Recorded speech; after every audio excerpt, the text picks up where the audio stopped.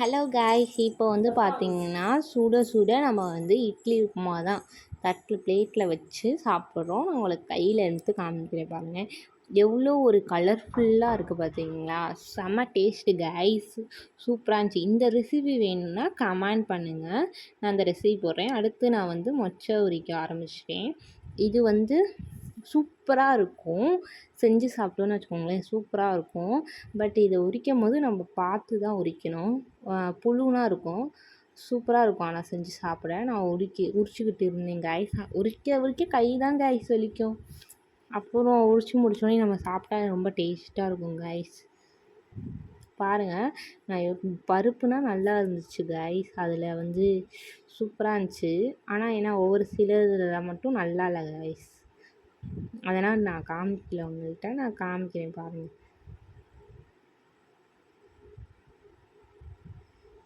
உரிச்சுக்கிட்டு இருக்கேன் பார்த்தீங்களா? உங்களுக்காண்டி தான் காய்ஸ், வீடியோக்காண்டி இல்லை, உங்களுக்காண்டி ரெசிபி சொல்கிறதுக்காண்டி தான் காய்ஸ் நான் இப்போ உரிச்சிக்கிட்டு இருந்தேன்.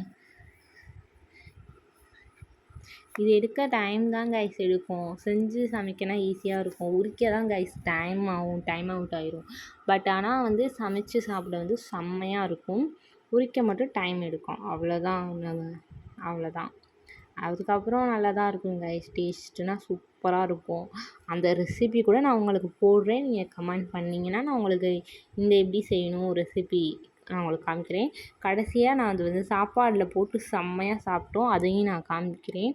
அது பார்க்கவே கலர்ஃபுல்லாக இருந்துச்சு காய்ஸ். பிரிக்கும் போதே அப்படியே தெரிச்சு விழுகுது காய்ஸ். இப்படி பிரிச்சாவே இப்போ பாருங்கள் எவ்வளோ ஒரு குண்டு குண்டாக இருக்குது பார்த்தீங்களா? சூப்பராக இருக்குது காய்ஸ். இது வந்து நேச்சுரலில், அதனால் அப்படி தான் இருக்குது. எந்த ஒரு கெமிக்கலோ இல்லாமல் நேச்சுரலாக அறுவடை பண்ணது காய்ஸ். இது எங்கள் சொந்த தோட்டத்திலையே நாங்கள் அறுவடை பண்ணது. அதனால தான் நாங்கள் வந்து உங்களுக்காண்டி நான் வீடியோ போடுறேன் காய்ஸ். சப்போர்ட் பண்ணுங்கள் காய்ஸ். இந்த வீடியோ ரெசிபி வேணுன்னா கமெண்ட் பண்ணுங்கள் காய்ஸ். என்னடா உரிச்சிக்கிட்டே இருக்கான்னு காமிக்கிறீங்களா, பார்க்குறீங்களா? அப்படின்னா ஒன்றும் காய்ஸ், உங்கள்கிட்ட உரிச்சு எப்படி இருக்கும் அப்படின்னு தான் காமிக்கிறேன் காய்ஸ். வேறு ஒன்றும் இல்லை காய்ஸ். நீங்கள் வீடியோவை நல்லா பாருங்கள் காய்ஸ். லாஸ்ட்டாக ட்விஸ்ட் இருக்குது.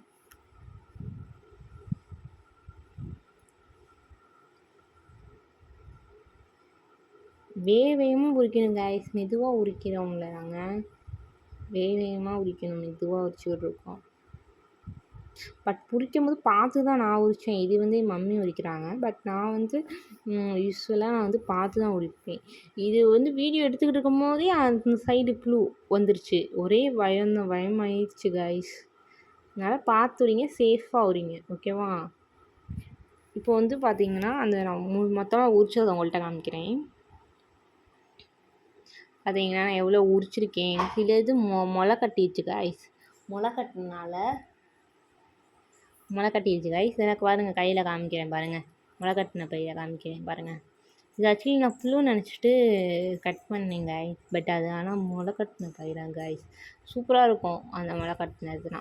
அதனால் ஒரு சத்து தானே காய்ஸ். அதனால் நான் காமிக்கிறேன் உங்கள்கிட்ட. இதெல்லாம்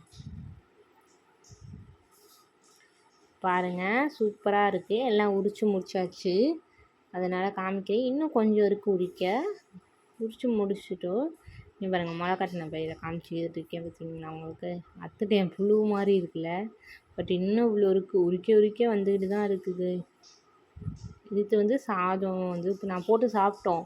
அப்புறம் ஐயோ மக்களுக்கு காமிக்குமேன்ட்டு வச்சுருந்தேன். சாதம், மோர் குழம்பு